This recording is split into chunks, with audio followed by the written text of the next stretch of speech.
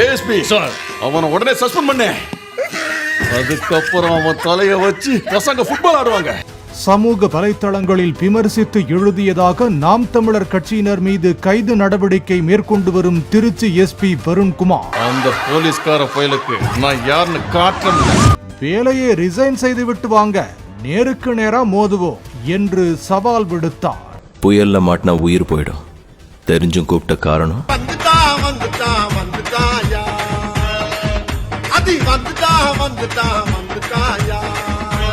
அவனுக்கு பிச்சை போடாதீங்கய்யா. அவன் உடம்பு பாருங்க, காட்டு பண்ணி மாதிரி இருக்கு. அடிச்சு போட்டா 5 ஒரு கறி வரும் ஐயா. இவரெல்லாம் உழைச்சு சாப்பிட சொல்லுங்க ஐயா. சார், பிச்சை போடுறத கிடைக்காத, சம்பவிச்சுக்க மண்டை உடைச்சு முடியாது. போயா இவ்வளவு நாள் எழுதுனதுக்கு நாங்க வழக்கு போடுறதா?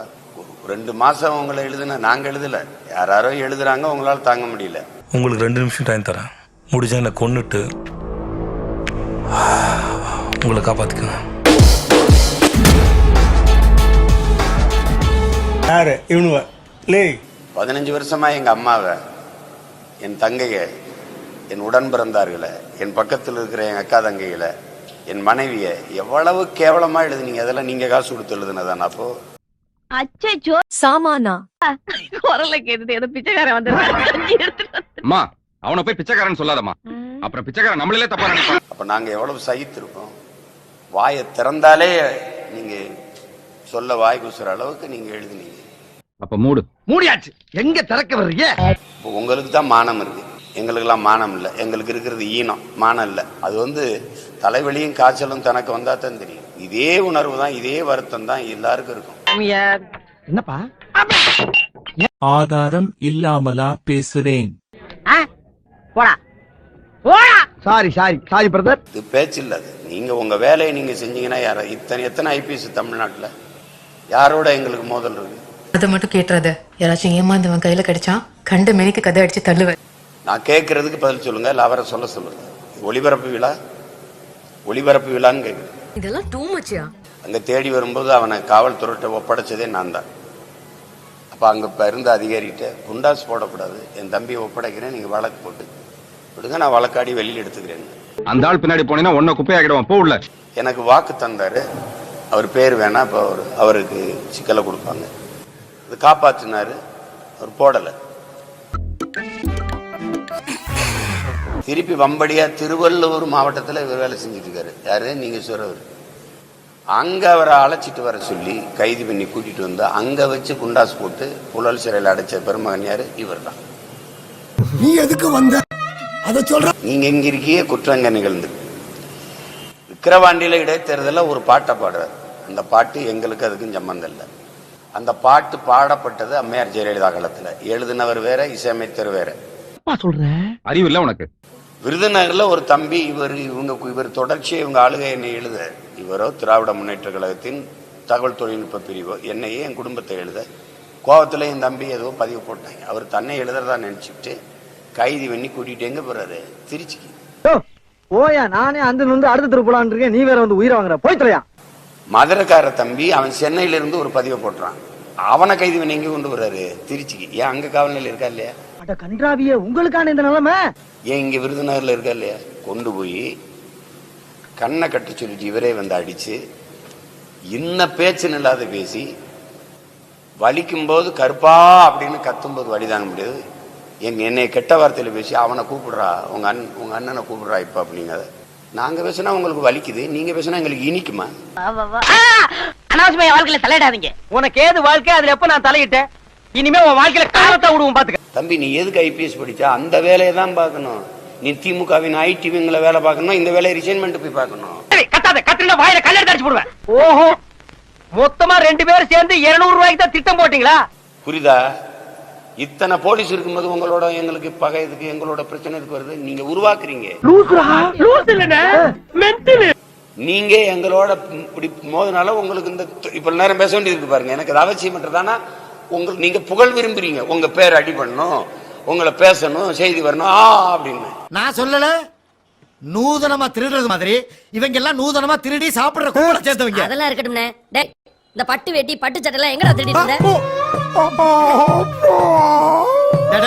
ரொம்ப ஆட்டாடுற. இதுல சோகங்கள் வேற. அப்படி பெரிய வீரம்னா வாங்க நேருக்கு நேரம் மோதுவோம், அது செய்வோம். அதிகாரத்தில் இருந்துக்கிட்டு வழக்க போடுறதே பேர் நான் புதுசாக பேர் பார்க்க போறேன் தம்பி.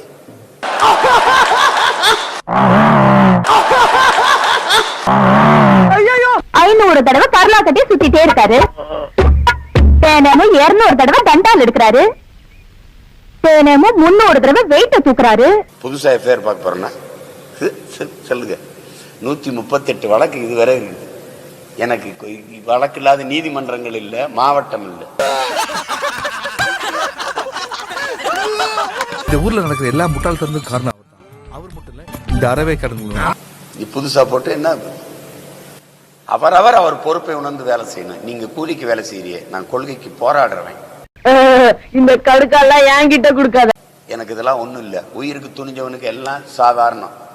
நீங்க அதெல்லாம் ஒண்ணும் கிடையாது. நீங்க பல முறை சிறைப்படுத்தப்படும் போது என்னை பெற்ற தாய் சொன்னது, மகராசனா போயிட்டு வாங்க.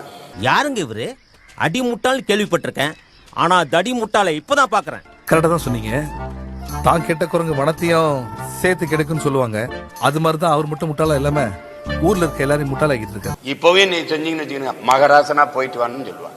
ஆனா அன்னைக்கு நானே பெட்டியில துணி எடுத்துட்டு போனேன். இன்னைக்கு எடுத்து கொடுக்க என் பொண்டாட்டி இருக்கா, பாத்துக்கிறீங்க.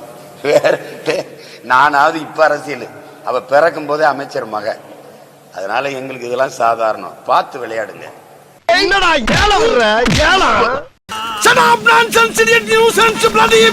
16 வயது பள்ளி மாணவன் ஒருவன் வருண்குமார் IPS குறித்தும் அவரது குடும்பத்தினர் குறித்தும் சமூக வலைதளத்தில் அவதூறாக பதிவிட்டுள்ளார். இந்நிலையில் அந்த மாணவனை நேரில் அழைத்து வருண்குமார் IPS அறிவுரை வழங்கியதோடு வார்னிங் கொடுத்து வீட்டுக்கு அனுப்பியுள்ளார்.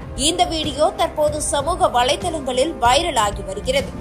நீ தெளிவா இருந்தா நான் திட்டு போறேனா? நீங்க பிரச்சனையவே சொல்றீங்க, தீர்வு கேட்கிறேன். தீர்வு என்ன? இப்ப போன் இல்ல அப்படின்னீங்கன்னா போன் ஒரு காலம் வந்துடும்.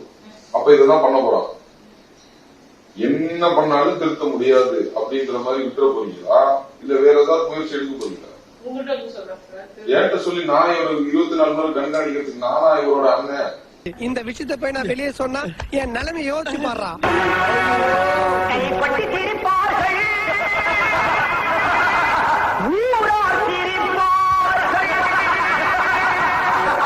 நீங்க என்ன பண்ண போறீங்க? பெத்தவங்கள நீங்க என்ன பண்ண போறீங்க?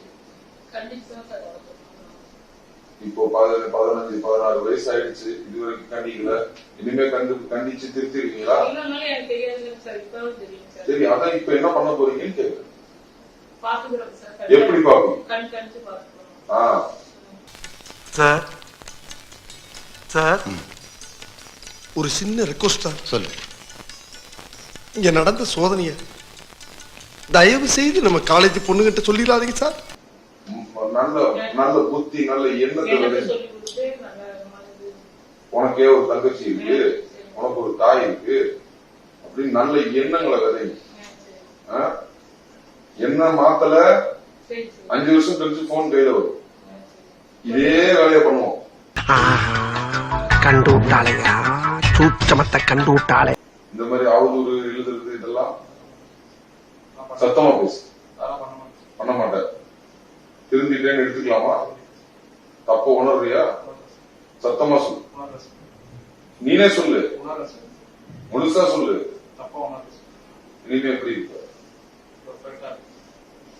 இந்த மாதிரி அவதூறு பரப்புறது, கெட்ட வார்த்தை பேசுறது, திட்டுறது.